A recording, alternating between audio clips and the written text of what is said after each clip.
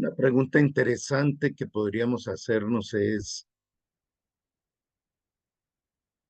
¿cuál es la mayor prioridad en nuestra vida? Y obviamente diríamos que Dios, pero si hablamos que la prioridad es Dios, ¿cuál es cierto? Es un horizonte demasiado amplio, grande, infinito, y por eso hay que ir mirando el diseño con que Dios fue invitándonos a poder desarrollar la vida espiritual. Y definitivamente todo comienza con la fe. De manera que vamos a revisar este tema, que es muy lindo y aparte de eso, profundo y también, eh, como toda la palabra de Dios, nos edifica, nos orienta, nos reorganiza la brújula de la verdadera vida. Démosle gracias a Dios por este tiempo, diciéndole, amado Dios, qué privilegio el que nos das de poder escudriñar tus escrituras, de poder comprender la salvación, el abrazo del Padre, la llegada a casa un día donde tú preparas morada eterna para nosotros. Queremos hoy colocar nuestras almas en tu presencia, colocar los distractores, colocar nuestras necesidades y recibir tu bendición. Tú nunca nos dejas ni nos desamparas, pero sí pruebas nuestra fe. Enséñanos sobre esto, Señor, no con una sabiduría humana, sino con la sabiduría de la trascendencia de tu espíritu en nuestras vidas. Danos tu bendición en el nombre de Jesús. Amén. Vamos a disfrutar de este tema de una manera especial. Los saludamos desde el Ministerio de Restauración Ágape Internacional RAI de los Centros de Formación y Liderazgo CENFOL en el mundo. Esto de cuidar la libertad espiritual ha sido todo un seminario que hemos venido desarrollando, pero hoy iniciamos el tema preguntándonos, ¿probarías tu fe?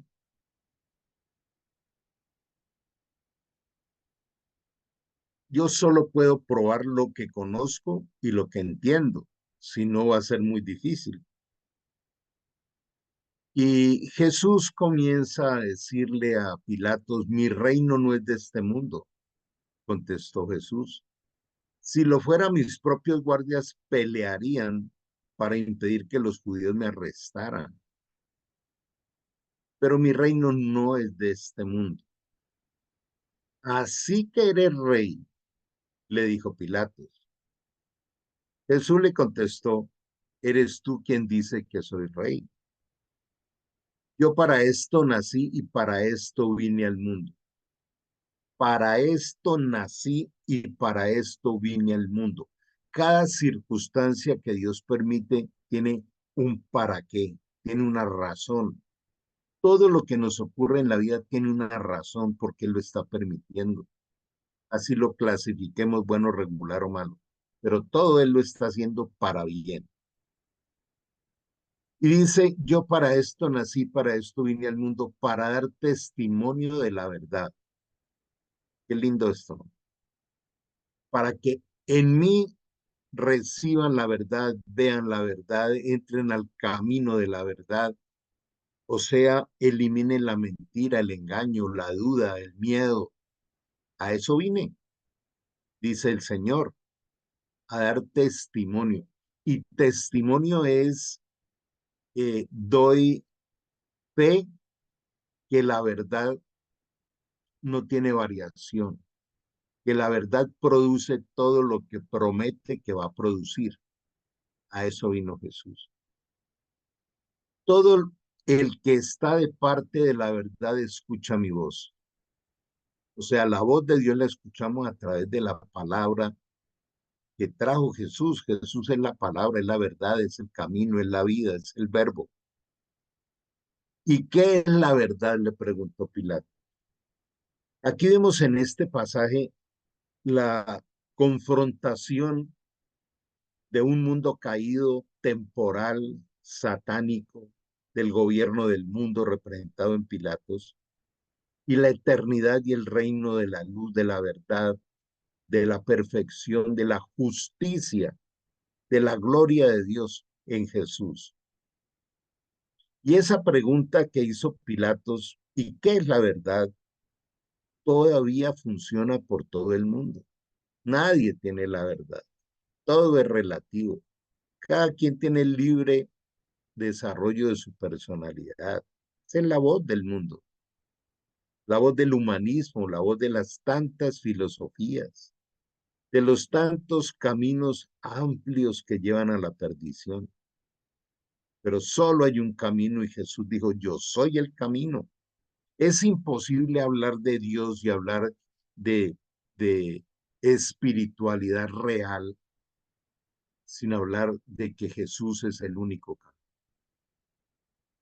Las otras miradas donde se habla de Jesús, donde se usa la Biblia, pero se le añaden cosas, no es una verdad, es una verdad contaminada.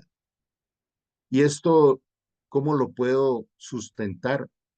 Si leyéramos Apocalipsis 22:18, es el sello final con que se cierra la Biblia. A lo que está escrito no se le puede agregar ni quitar nada. Lo que no está escrito en la Biblia no es de Dios. Y por otro lado, también el Señor dice, el que cree en mí como dicen las escrituras. Entonces, el punto de partida son las escrituras. ¿Y qué es aquello de las escrituras que le habla a un hijo de Dios después del nuevo nacimiento? La fe. La fe es un don que Dios da por el Espíritu Santo. Dice, esa buena noticia nos revela cómo Dios nos hace justo ante sus ojos, lo cual se logra desde del principio al fin por medio de la fe. Entonces, la relación con Dios es a través de la fe. La fe es el regalo más grande que Dios nos ha dado. Como dicen las escrituras, es por medio de la fe que el justo vivirá. Entonces, no solo la vida terrenal, sino la vida eterna parte en la fe. Y la fe está activada a través de Juan 1, 12, 13, donde dice, aquel que cree en el nombre de Jesús y lo recibe en su corazón, ahí es activado el camino en el nuevo nacimiento. Ahora bien, la fe es la certeza de lo que se espera y la convicción de lo que no se ve. Lo hemos trabajado mucho en otros momentos. Pero es la certeza de qué, es la convicción de qué. Pues es precisamente dos puntos. Certeza, qué espero y qué es lo que no se ve. Puesto los ojos en Jesús, que es el autor y el consumador de la fe, que da testimonio de la verdad. Entonces la fe está enfocada en la verdad hecha realidad en nuestra vida. Eso es la fe. Por eso Jesús es el autor y el consumador de la fe. O sea, Jesús obra a través de la fe en nosotros para que lo que está escrito en su palabra se vuelva realidad en nuestra vida. A través de la fe es que podemos recibir lo que Dios tiene para nosotros. Cada vez que un personaje en, en los relatos bíblicos fallaba, siempre el mensaje era el mismo: necios, hombres de poca fe. De manera que la fe es esa gran puerta de entrar a resolver dudas, a eliminar miedos y a deleitarnos de la gloria de Dios para luego reflejarla a otro. Dice que nosotros debemos reflejar como en un espejo la gloria de Dios. Pero sin fe es imposible agradar a Dios, porque es necesario que el que se acerca a Dios crea que le hay y que es galardonador de los que le buscan. Entonces vamos encontrando esa ruta de la fe, ¿no? Sin fe es imposible agradar a Dios. ¿Cómo caminar con Dios en el gozo, en la gloria, en ver cómo Él va volviendo realidad la verdad que está escrita en la palabra de Dios, agradándole. ¿Y cómo se le agrada? A través de la fe. Entonces vamos a ir profundizando este tema especial. ¿Tus metas son eternas o son temporales? Noten esto. Cada vez que tenemos una meta y estamos entusiasmados con la meta, cuando la logramos, se acabó la meta y necesariamente hay que avanzar a otras. Entonces las metas, las cosas que queremos tener aquí, eh, mm, no llenan la expectativa interior de nuestra realidad. En cambio, las metas eternas sí llenan, sí sacian. Personalmente, cuando conocí al Señor, a mí me ocurrió esto. Entre más leo la palabra, más veo que hay metas que no las voy a alcanzar en esta vida. Y entonces le da sentido eterno a mi vida. Recuerde lo que decía el apóstol Pablo: dejando lo que queda atrás, prosigo hacia la meta del supremo llamamiento. O sea, una meta de trascendencia, una meta que terminará el día que nos encontremos cara a cara con Jesús en el tribunal de Cristo y en las bodas del Cordero. Y entremos en una vida perfecta para siempre en la eternidad. Esa es la meta del supremo llamamiento. Entonces hay tantas metas terrenales sin valor en las que perdemos el tiempo. ¿Qué es lo más importante y prioritario en tu vida? Tiene que ser la fe. En realidad Dios da sabiduría, conocimiento y alegría a quien es de su agrado. Quiero que nos quedemos ahí. Mira que sin fe es imposible agradar a Dios. Para agradar a Dios tenemos que hacerlo a través de la fe. Y dice que al que le agrada a Dios, Dios le da sabiduría, conocimiento y alegría. Sabiduría no humana, conocimiento no humano y alegría, paz, gozo, todo el fruto del Espíritu. Eso es lo eterno. Pero dice, ustedes también necesitan las cosas terrenales. Es increíble esta segunda parte. En cambio, al pecador le impone la tarea de acumular más y más para luego dárselo todo a quienes es de su agrado. ¿Entiendes por qué la gente trabaja y trabaja y quiere acumular y quiere dinero y de un momento a otro, plum, pierde todo? Dios es el dueño. Dios es el dueño del oro y de la plata. Dios es el soberano y dueño de absolutamente todo.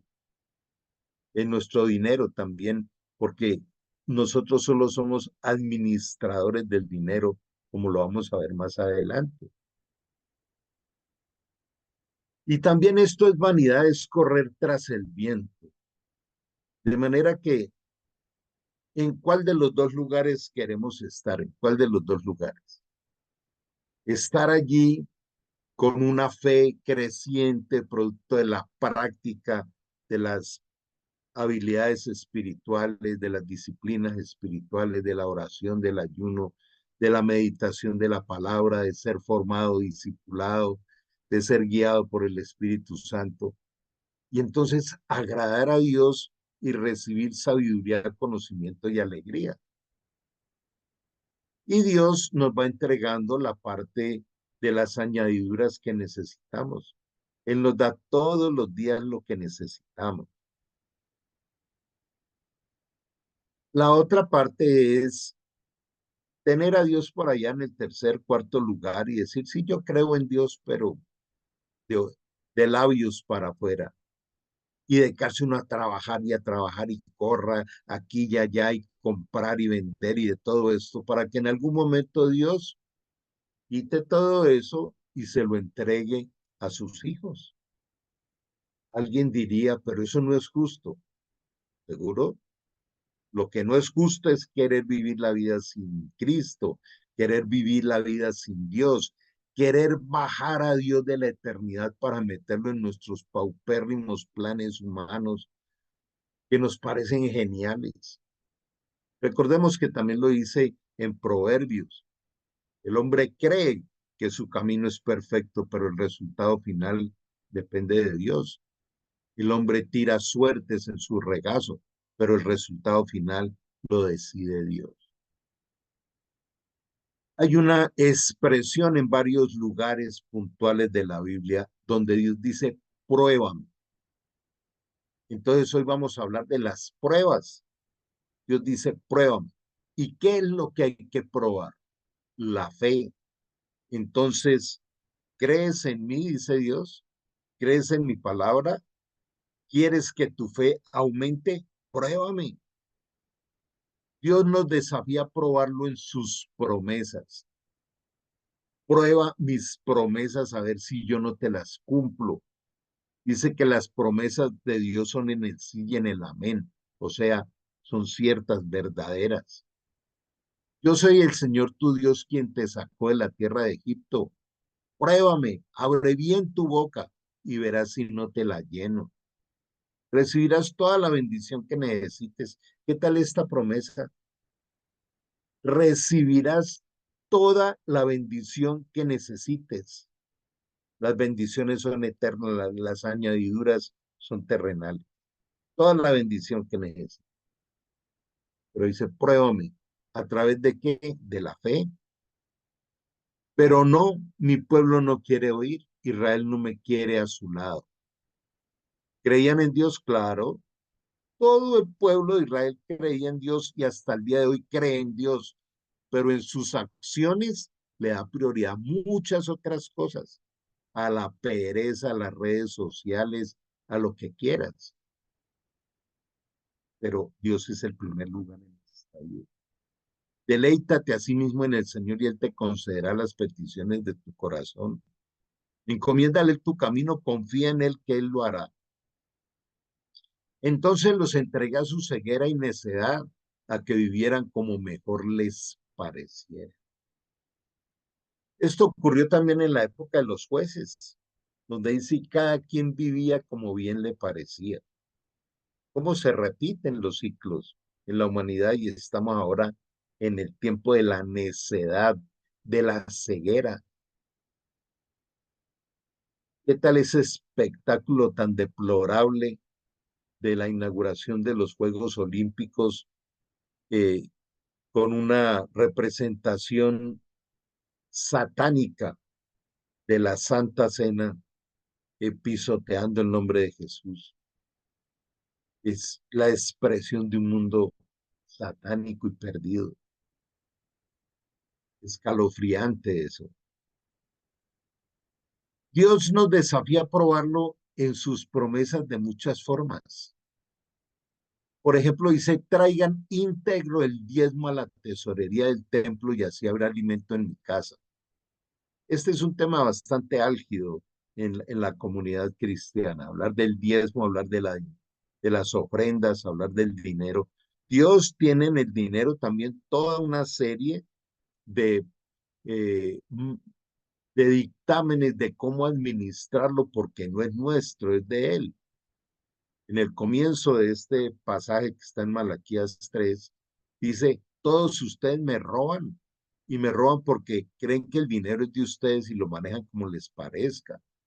El dinero tiene una serie de obligaciones de parte de Dios cuando nos las entrega.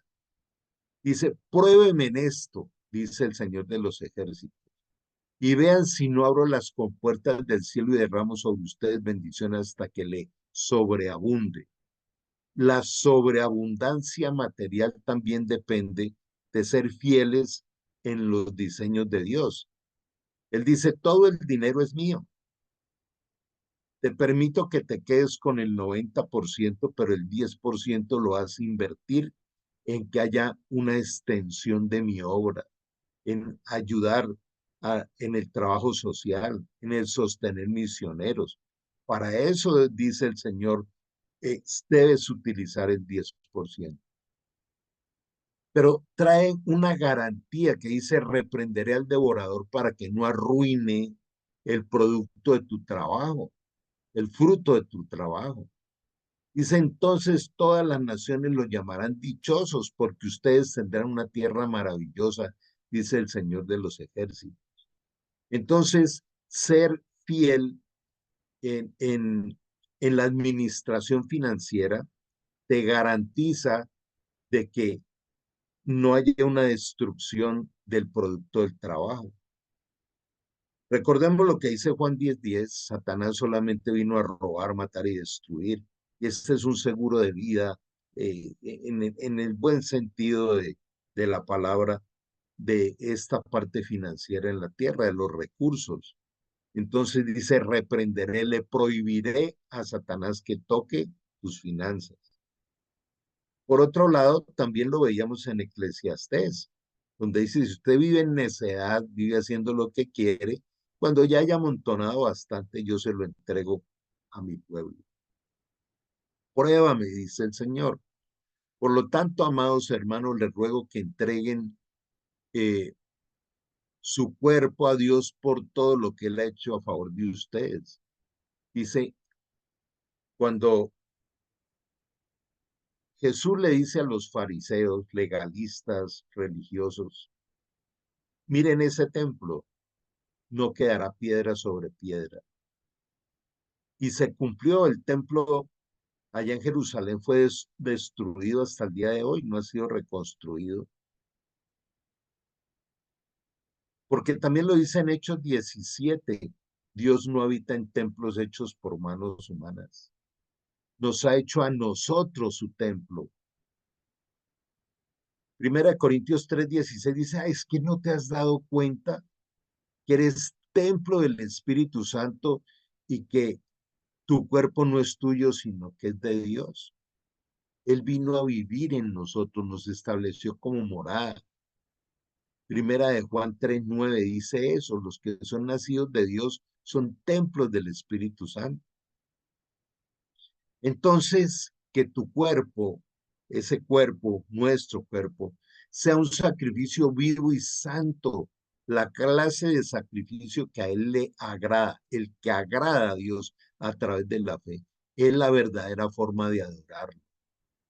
Cuando cuidamos nuestra salud espiritual, psicológica, física y social, siempre estoy compartiendo que la columna vertebral de la vida del ser humano son las relaciones. Entonces, este cuerpo hay que cuidarlo. No imiten las conductas ni las costumbres de este mundo. Más bien dejen que Dios los transforme en personas nuevas al cambiarles la manera de pensar. Entonces aprenderán a probar que la voluntad de Dios para ustedes es buena, agradable y perfecta. Basado en el privilegio y la autoridad que Dios me ha dado, le advierto a cada uno de ustedes lo siguiente: ninguno se crea mejor de lo que realmente es. Sean realistas al evaluarse a ustedes mismos, háganlo según la medida de fe que Dios les haya dado. Cuando tenemos que revisar cómo va nuestra vida, lo hacemos a través de la fe, no a través de las circunstancias, ni a través del dinero, ni las posesiones, ni los puestos, sino a través de la fe. Entonces ahí hace una pausa Dios. Dice: los estoy invitando a que me prueben a ver si no les voy a cumplir, que me prueben a ver quién realmente, quién soy para ustedes. Pero luego viene la otra expresión de Dios, donde dice: es necesario que yo los pruebe. Es necesario probarte la fe porque es lo más importante. Recuerda cómo el Señor tu Dios te guió en el desierto durante 40 años, donde te humilló y te puso a prueba para revelar tu carácter y averiguar si en verdad obedecerías sus mandatos. Dios siempre está probando nuestro corazón para ver cómo anda la fe. Cuando dice aquí, en esta versión, te puso a prueba para revelar tu carácter. Carácter es el sistema de cómo administramos la vida, eso es carácter, el sistema de gobierno de nuestra vida. Sí, te humilló permitiendo que pasaras hambre y luego alimentándote con maná, un alimento que ni tú ni tus antepasados conocían hasta ese momento. Si vamos viendo cómo Dios es dueño de todo, es administrador de su creación. Por eso el apóstol Pablo decía, dura cosa es pelear con un Dios vivo. Dios se hace respetar su soberanía, pero Dios es amor.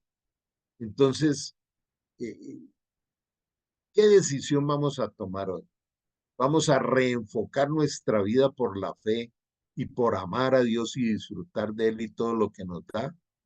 ¿O vamos a seguir siendo distraídos por este mundo, invitándonos a crear estrategias humanas? Lo hizo para enseñarte que la gente no vive solo de pan, sino que vivimos de cada palabra que sale de la boca del Señor.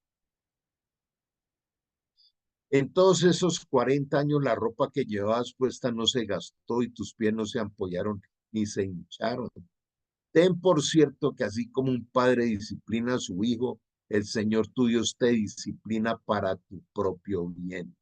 Entonces, todas las pruebas, todas las cosas que no nos gustan, todo lo que pasa en nuestra vida, siendo hijos de Dios, hayamos nacido de nuevo, es parte del entrenamiento y la formación del que tanto hablamos en este espacio. Y agrega diciendo, donde se fortalecieron a los creyentes, los animaron a continuar en la fe y les recordaron que debemos sufrir muchas privaciones para entrar en el reino de los cielos. Entendamos algo, cuando habla aquí de muchas privaciones, de eliminar hábitos pecaminosos y muchas otras cosas, para entrar en el reino de Dios, no está diciendo que la salvación sea por obras, sino es todo lo contrario. Como llegó la salvación empieza a depurar las obras que nosotros hacemos, porque unas son del reino y otras son de este mundo caído. Entonces, a eso se refiere. Amados hermanos, cuando tengan que enfrentar cualquier tipo de problemas, considérenlo como un tiempo para alegrarse mucho, porque ustedes saben que siempre que se pone a prueba la fe, la constancia tiene una oportunidad para desarrollarse. Léase, la paciencia tiene una oportunidad para desarrollarse. Porque es tan importante la paciencia en la vida de un hijo de Dios, porque al irnos perfeccionando, Él decide cuándo nos entrega las cosas. Otra vez, Él es el soberano. Recordemos que lo dice en Eclesiastés 3. Todo lo que quieras debajo del cielo tiene su tiempo y tiene su hora, porque todo es perfecto en el tiempo del Señor. Así que dejen que crezca, pues una vez que su constancia, su paciencia se haya desarrollado plenamente, serán perfectos y completos y no les faltará nada. Si necesitan sabiduría, pídansela a nuestro generoso Dios y Él la dará, no lo reprenderá por pedirla. De manera que la fe se nutre por la palabra. La fe es por el oír y el oír por la palabra de Dios. La fe es por oír al Espíritu Santo que nos habla a través de la palabra de Dios. Es necesario que los prueben. Así que alégrense, de verdad les espera una alegría inmensa, aunque tienen que soportar muchas pruebas por un tiempo breve. ¿A qué le llama a Dios tiempo breve?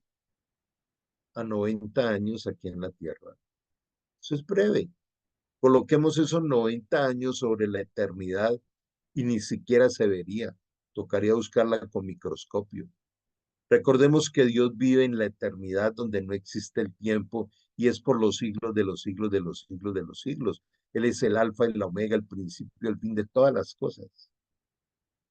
De manera que mientras pasemos por la tierra, que dice que es la vida aquí en la tierra, es como la hierba que nace y es quemada por el sol al mediodía. Es como la neblina que aparece y en un rato ya no está. Y lo vemos. Todos los días vemos desfilar gente hacia el cementerio, su cuerpo, pues. Todos los días se van las personas de aquí. Y nosotros estamos haciendo fila. En algún momento el Señor dijo, hasta aquí llegó el reloj de lo que te iba a permitir aquí en la tierra. Llega la hora de que vengas acá a mi presencia y hagamos cuentas de todo lo que hiciste allá. Estas pruebas demostrarán que su fe es auténtica. Llegamos al corazón. ¿Qué es lo más importante en un cristiano? Tener una fe auténtica. Por las obras los conoceréis, por la forma de pensar, de sentir, de hablar, de hacer. Esa coherencia que nos trae el Espíritu y el testimonio de Jesús, que sí se puede vivir una vida perfecta dependiendo 100% del Espíritu Santo. Una de las cosas increíbles en el modelo de liderazgo de Jesús fue la coherencia. Él, él era un ser consecuente. Todo lo que pensaba y sentía era lo mismo que decía y hacía. No hay ni una sola inconsecuencia, incoherencia en el testimonio que dejó Jesús. Y Él es la imagen visible del Dios invisible y Él es el modelo a seguir. Aún la formación de nuestro carácter, como dice la Escritura, es uno de los elementos vitales de la vida. Él está formando su carácter en nosotros. Entonces, haciendo una pausa, preguntémonos, cada vez que llega una prueba a mi vida, puedo ver cómo esa prueba va demostrando si mi fe es auténtica o no. Está siendo probada de la misma manera que el fuego prueba y purifica el oro, aunque la fe de ustedes es mucho más preciosa que el oro. Entonces su fe al permanecer firme en tantas pruebas, fe que permanece firme, la firmeza de la fe, la extraerá mucha alabanza, gloria y honra en el día que Jesucristo se ha revelado a todo el mundo. Galardones, coronas, premios eternos que tiene el Señor para nosotros. Vamos a continuar hablando de cómo probar la fe el próximo domingo. Pero, por favor, trabajemos este material. En YouTube está nuestro canal Restauración Ágape Internacional RAI. Ahí consigues todas estas enseñanzas para volverlas a mirar, a meditar. Cerremos este tiempo dándole gracias a Dios. Amado Dios, gracias por traernos esta enseñanza donde nos llevas a vivir por fe, a ser entrenados en la fe, a comprender que la fe fue un regalo que tú colocaste en nosotros un día. Ayúdanos, Señor, a vivir sin dudas y sin miedos por la obra y la acción de tu Santo Espíritu, por el abrazo celestial de este Dios Padre que tanto nos amas y que nos has prometido que no nos dejarás ni nos desampararás. Hoy clamamos a ti, Señor, por este mundo perdido, para que, Señor, cada vez tu luz resplandezca en las tinieblas. Clamamos, Señor, por la paz en Jerusalén. Clamamos, Señor, por nuestros países, ciudades, familias, pero sobre todo por nuestro crecimiento espiritual a través de las pruebas de la fe. Cuando lleguen estas pruebas, Señor, fortalécenos, permítenos permanecer. Llévanos a recordar lo que dice Isaías 40, porque los que esperan en el Señor tendrán nuevas fuerzas, levantarán alas como de águilas, correrán y no se cansarán, caminarán y no se fatigarán. Esa es la vida que queremos experimentar. Hoy queremos confesar que tú eres Jesús, tú eres nuestro pastor. El Señor es mi pastor y nada me faltará. Te entregamos todas nuestras necesidades. Te pedimos perdón por nuestros pecados y te damos gracias por tu abrazo que nos renueva cada día con tus misericordias, con tu amor. Dios les bendiga.